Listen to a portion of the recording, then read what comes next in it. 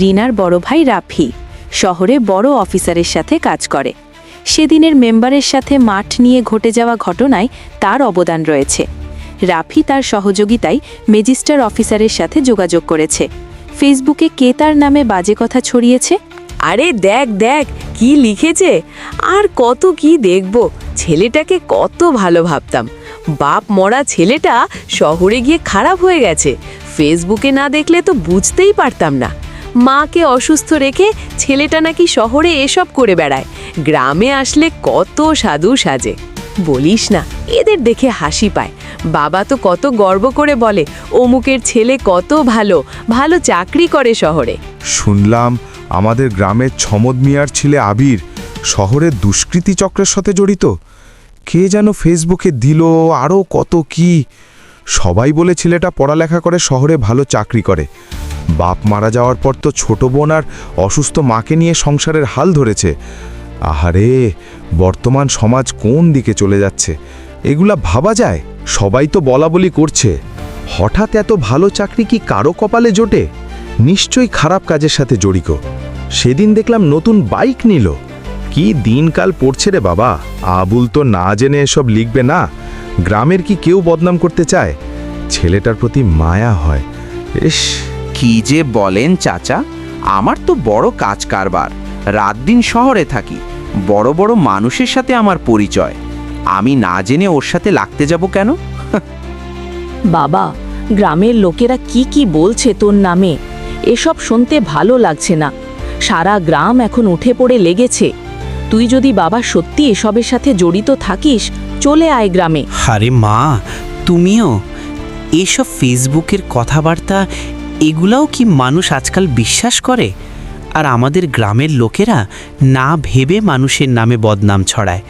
তুমি একদম চিন্তা করিও না, তোমার শরীর আরও খারাপ করবে। ভাইয়া, ও ভাইয়া, মাকে নিয়ে খেতে আয়। মাকে আমি অনেকবার বলেছি এগুলা নিয়ে চিন্তা না করতে। তুই বরং গিয়ে রাফির সাথে কথা বলে দেখ, ও একটা উপায় বের করবে। আবুল তোর নামে এসব গুজব ছড়িয়েছে। আচ্ছা, দেখা যাক কি হয়। কদিন ছুটি আছে, এর একটা বিহিত তো করে যেতে হবে। তুই রাফিক বলিস আমার সাথে একটু দেখা করতে। মা চলো। রাফি, তুমি ভাইয়ার সাথে একটু দেখা করিও তো। ওর মন খারাপ, আর কত টেনশন সহ্য করবে কি জানি আমার ভাইটা। তুমি টেনশন করো না তো, আবির ভাইয়ের সাথে আমি কথা বলছি, বিকালে দেখা করব।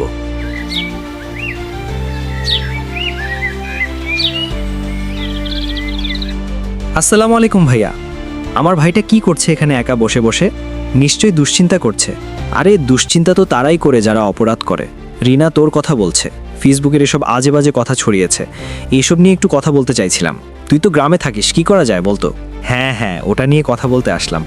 রিনা আমাকে বলছিল কদিন আগে, খবরটা আমি দেখেছিলাম। এসব তো ওই আবুল্লার কাজ, মেম্বারের চামচা বললেই চলে। মেম্বারের সাথে ঘটনা এটা নিয়ে এখনও আমাদের সাথে প্রচুর রাখতো। স্কুলের মাঠের ব্যাপারে যে আমি তোমার সাথে যোগাযোগ করেছি, এটা আবুল্লা এসেই বলেছে মনে হয়। তুমি না থাকলে তো ভাইয়া আমরা মাছটা হারিয়ে ফেলতাম। তুমি আমাদের সাহায্য করেছো। মিনিস্টারের অফিসারটার সাথে তো তুমি কথা বলেছিলে। আরে এটা তো আমার দায়িত্বে পড়ে, ছোটবেলায় কত সময় কাটিয়েছি। আচ্ছা, আমি আছি কদিন গ্রামে, কিছু একটা তো করতে হবে। হ্যাঁ, তুমি টেনশন করিও না। আমি মাঝের চাচার সাথে কথা বলেছি, মেম্বারের বাড়িতে যাব। আবুল্লের একটা শায়েস্তা করতে হবে। চল উঠি। বাবা আবির, তোমার ব্যাপারে তো শুনলাম।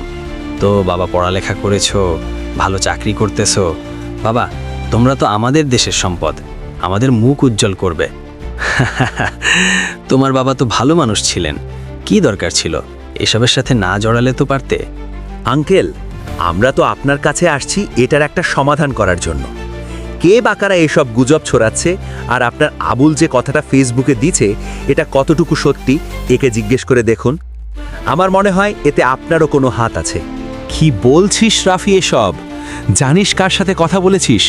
আমি এলাকার মেম্বার, আবুল আমার বিশ্বস্ত লোক। ও না জেনে এসব লিখবে কেন? তাহলে আপনার বিশ্বস্ত লোক এখানে আনা হোক, আবুলকে ডেকে এনে ওকেই জিজ্ঞেস করা হোক, প্রমাণ করে দিতে বলুন। ঠিক আছে, মনোমিয়া, আবুলকে ডেকে নিয়ে আসো। আমাকে এখানে এভাবে আনা হলো কেন? আমার কি দোষ? দেখো আবুল, তুমি মেম্বারের লোক, সবাই তোমাকে সম্মান করে। তুমি যে আবিরের নামে এসব কথা ছড়িয়েছ, এসবের ভিত্তি কি? গ্রামের যে বদনাম হচ্ছে বুঝছো না? কে তোমাকে উস্কানি দিচ্ছে বলো তো বাবা। হ্যাঁ হ্যাঁ, প্রমাণ দাও আবির ভাই যে এসবের সাথে জড়িত, না হয় আমি তোমার নামে মামলা করব। আমার কোনো দোষ নেই। গতবারের মাঠ নিয়ে ঝামেলাটার পর মেম্বার সাহেব আমাকে বলেছিল তোমাদের দুজনকে শাস্তি দেওয়ার জন্য। আমিও ভাবিনি ঘটনা এত বড় হয়ে যাবে। কি মেম্বার সাহেব, আমি তো আগে থেকেই জানতাম এটাতে আপনার হাত আছে। আমি সবার সামনে প্রমাণ করতে চাইছিলাম। এলাকার সম্মানিত ব্যক্তি বলেই এখনো চুপ আছি। গতবার মাফ করে দেওয়ায় আপনার মনে হয় উচিত শিক্ষা হয়নি। মামলা একটা করে দিব নাকি? আবির ভাইয়ের সাথে থানার ওসির ভালো সম্পর্ক। না না বাবা, আমার ভুল হয়েছে। মাজেদ ভাই, আমি সবার সামনে হাত জোর করে ক্ষমা চাচ্ছি। আমি এত বড় ঘটনা হয়ে যাবে ভাবিনি। গ্রামের যে বদনাম হবে, আমি এই বদমাশ আবুলকে দেখছি। সবার সামনে একটাই কথাই বলবো, আমরা এলাকার সন্তান। আমরা চাই সুন্দর একটা সমাজ, সবার সাথে মিলেমিশে থাকতে। কারো প্রতি কোনো খারাপ মন্তব্য বা সমালোচনা করার আগে এটা যাচাই করা আমাদের জরুরি। আমার জায়গায় অন্য কেউ হলে এটা আরও বড় ধরনের সমস্যা হয়ে যেত। আমি চাই না আমার এলাকায় পুলিশ আসুক। আমাদের সমাজ সন্ত্রাসমুক্ত। আর রাফি ভাই আমার, তুই এত বড় সমস্যাটা আমাদের সমাজের মাঝেই সীমাবদ্ধ রেখে সমাধান করেছিস। ধন্যবাদ তোকে। মেম্বার আঙ্কেল, রাফির কথায় আমি থানায় যাই নাই। না হয় আপনার এসব কর্মকাণ্ডগুলা সবাইকে জানাই দিতাম। তখন আপনার সম্মান আর দায়িত্ব সবই হারাতেন।